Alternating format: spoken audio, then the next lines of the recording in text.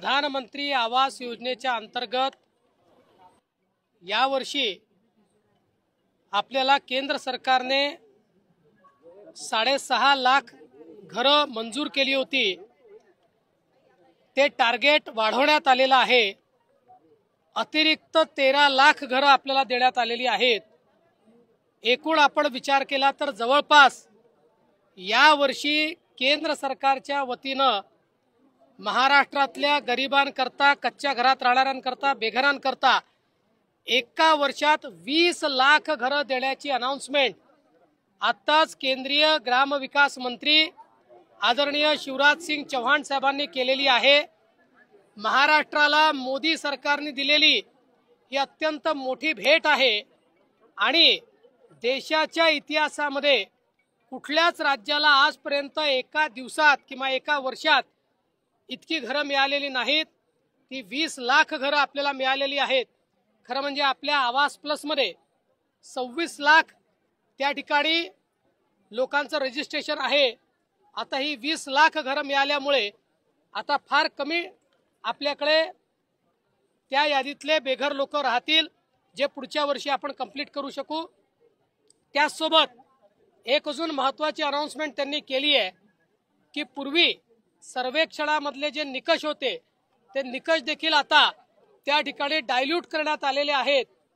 ज्यांची नावं सुटली होती आणि जे खरे बेघर आहेत, मग ते शेतकरी असो, महिला असो, अशा सगळ्यांना नव्या सर्वेक्षणामध्ये त्या ठिकाणी इन्क्लूड करण्यात येणार आहे। ती जी यादी बनेल त्या यादीतल्या लोकांनाही येत्या 5 वर्षामध्ये घरं द्यायची हा निर्णय माननीय मोदीजींनी केलेला आहे आणि तोच संकल्प आज शिवराज सिंग चौहान साहेबांनी या ठिकाणी सांगितलाय।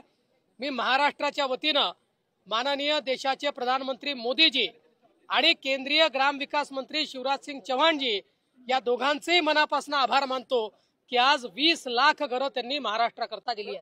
तर मित्रांनो, मुख्यमंत्र्यांनी सांगितल्याप्रमाणे महाराष्ट्राला एकूण 20 लाख घरे मंजूर झालेली आहेत। यामध्ये जर तुम्ही पाहिलं तर नवीन घरे आहेत 13,29,678 आणि जे काही मागील घरे आहेत 6,37,089 घरांचा विस्तार होणार आहे।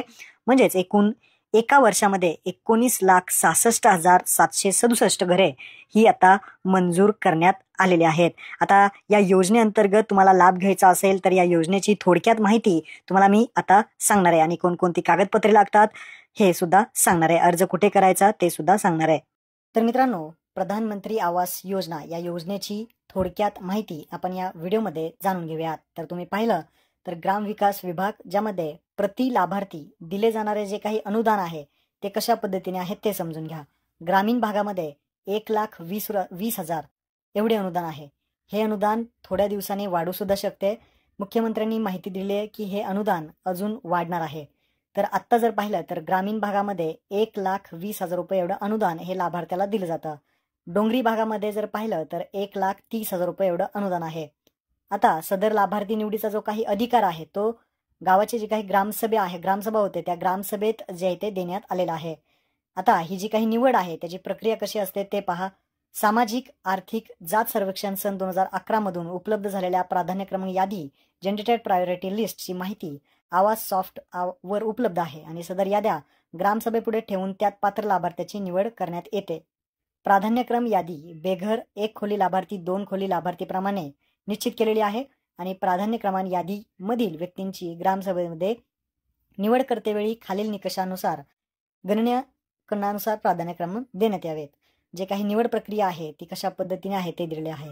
जसं की 16 ते 59 वयोगटातील प्रौढ व्यक्ती नसलेले कुटुंब यामध्ये निवडण्यात येणार आहे। तसेच महिला कुटुंब प्रमुख 16 ते 59 वयोगटातील प्रौढ व्यक्ती नसलेले कुटुंब यामध्ये निवडण्यात येणार आहे। तसेच 25 वर्षावरील अशिक्षित निरक्षर व्यक्ती असलेले कुटुंब यामध्ये घेण्यात येणार आहे। अपंग व्यक्ती असतील, कुटुंब ज्यात शारीरिकदृष्ट्या प्रौढ व्यक्ती असेल यांना नाही म्हणून सांगण्यात आलेले आहे।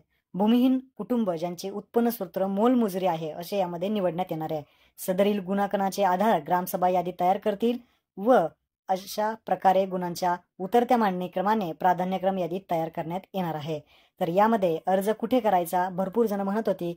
आवास योजना ग्रामीण भागात जर तुम्ही पाहिलं तर याचा अर्ज ऑनलाईन होत नाही। याचा अर्ज ग्रामपंचायत आणि पंचायत समितीमध्येच होतो. तर तुम्ही शेजारी ग्रामपंचायत आणि पंचायत समितीमध्ये आपली कागदपत्रे घेऊन जायचं आहे. आता ही कागदपत्रे कोणकोणती आहेत ते आपण इथे समजून घेऊयात. तर इथे पाहू शकता की आवश्यक कागदपत्रे जर पाहिली तर 7/12 उतारा, मालमत्ता पत्र नोंदपत्र 7/12 उतारा जसे नसेल तर मालमत्ता पत्र नोंद देऊ शकता किंवा ग्रामपंचायतचं प्रमाणपत्र देऊ शकता. जातीचं प्रमाणपत्र, आधार कार्ड, रेशन कार्ड किंवा निवडणूक ओळखपत्र किंवा विद्युत बिल यापैकी एक तुम्ही यामध्ये देऊ शकता. त्यासाठी नंतर मनरेगा जॉब कार्ड, बँकेची एक पासबुकची झेरॉक्स इथं लागणार आहे. अशा प्रकारची यापैकी कागदपत्रे तुम्हाला आपल्या ग्रामपंचायत किंवा पंचायत समितीमध्ये जमा करायची आहेत.